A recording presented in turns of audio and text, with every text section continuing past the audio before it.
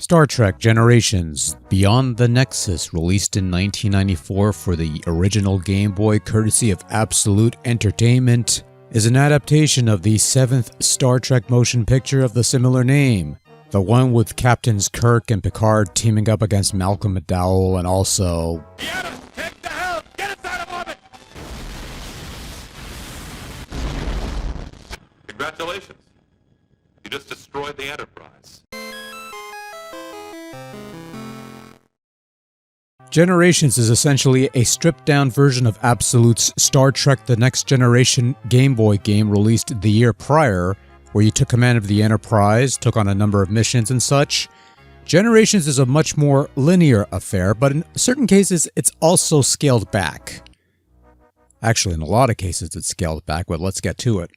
The game begins with you taking command of the USS Enterprise 1701B on its maiden voyage to fend off a couple Tholian ships, and, well, they didn't have Tholians in the movie, but I guess you needed to open with some action to lull the player into a false sense of security. Also, I hate to pick a nick, but that is not the Enterprise B. That is the Starship Excelsior. What's the difference, you ask? Well, the Enterprise had a couple little bumps on its secondary hull, because you see, the producers for the movie had more money that they could afford a new Excelsior-class ship instead of reusing the same old one, so they made a new one, and here it's the old one, and, well, let's be honest, you really don't care, so we'll move on. So it's the first battle, you're fighting Tholians with only your phasers because the torpedo won't come in until Tuesday. Hey, I'm doing this review on Tuesday. Where are my torpedoes?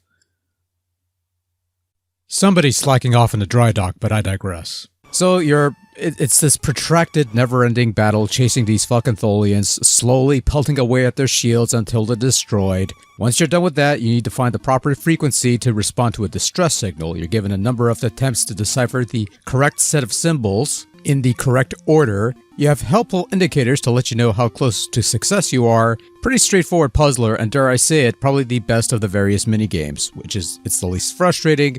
It's probably the most Star Trek thing in this Star Trek game. Then you're flying through square rings, trying to reach the Nexus to save the 2 frigates and kill off Captain Kirk. Sorry if I spoiled the movie for anybody. You're supposed to be flying in a straight line, but the indicator on the bottom seems like you're trying to achieve an orbit, because this is the orbiting minigame from the Next Generation game that Absolute put out. So, whatever. They gotta do something, I guess. Once you get to the frigates, you'll have a pipe dream-esque minigame to overcome. Basically, connect the energy tiles from one outlet to the other with various random tiles that you pop up. And if the energy spills onto the board, the game is over. Look, I've always hated pipe dreams. I've never cared for that game. This version is no exception. The reduced view of the playfield makes things even more aggravating. Now, if you like pipe dreams, this is the game for you, but otherwise... Oh, by the way, you lose at any point, the game ends. There's no extra lives, there's no continues. It's one fuck up, it's game over, back to the title screen. The game does have passwords, but you only get a new password every few levels, which is irritating. I know a lot of games back in the day did this similar trick where they'd give you a password every few levels, especially a couple popular games. Guess what? It still sucked. That's Star Trek Generations in a nutshell on the Game Boy. A series of minigames you'll have to play and tolerate in order to progress onwards. Sometimes you'll be in combat situations aboard the Enterprise D, which does have torpedoes and not much else. But Generation also introduces away missions, which the previous game did not have, in which you'll control a very slow-moving Riker or Picard, even though they both look the same on the in-game portions. So you're plodding along this overhead view, either shooting teleporting foes or reaching a certain point on the map. It depends on the mission at hand. Look, it's not very good. They tried. I'll give them that much. They tried and they failed, but points for effort. You move slowly. It's sluggish. You only take a couple hits, and sometimes the enemies appear at random, so it's entirely possible you'll start a level and an enemy will pop up behind you and you're dead almost like 5 seconds. It's like, no. No. And on top of that, the end of the game, you're given a trivia code to figure out the password for the final mission to give you the game's stock, unremarkable, real ending, or whatever the case may be. Look, I played this on the Game Gear years ago and did a video on that too, and it wasn't good. This Game Boy iteration isn't much better, and control varies from minigame to minigame. Controlling the ship is functional, though this doesn't play like a flight sim control setup, where, it's like throttle control, so up pressing up actually moves the ship up and down moves it down, so it's a bit awkward. And control for the away mission is also, it's as good as it's gonna get, even the gameplay is not, I guess.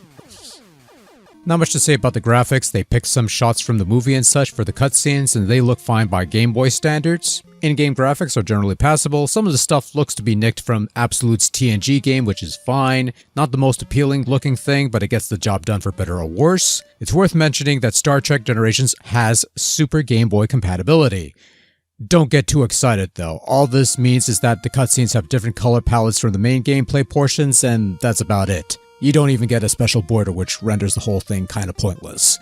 When it comes to sound effects and musical cues, again, it's mostly recycled wholesale from the previous TNG game that Absolute put out. Couple respectable jingles that gets repetitive after a while, some so-so sound effects, not much else to add here.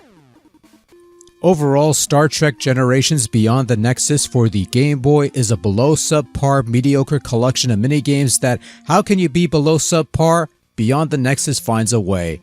Hey, I didn't mind the frequency game, like I said, that's probably the best part of the game, but everything else is either trash or a stripped down version of something that was ripped from the previous next-gen game that Absolute released, and nowhere near as good as that game. So yeah, not a particularly good game, and if you really need a Trek fix on the Game Boy for whatever reason, the TNG game that came before this isn't much, but it is a superior title to Star Trek Generations, quite frankly, sloppy seconds. I gotta see if I still have the disc for the PC version of Generations, because I remember that being a good game. Oh well, maybe someday.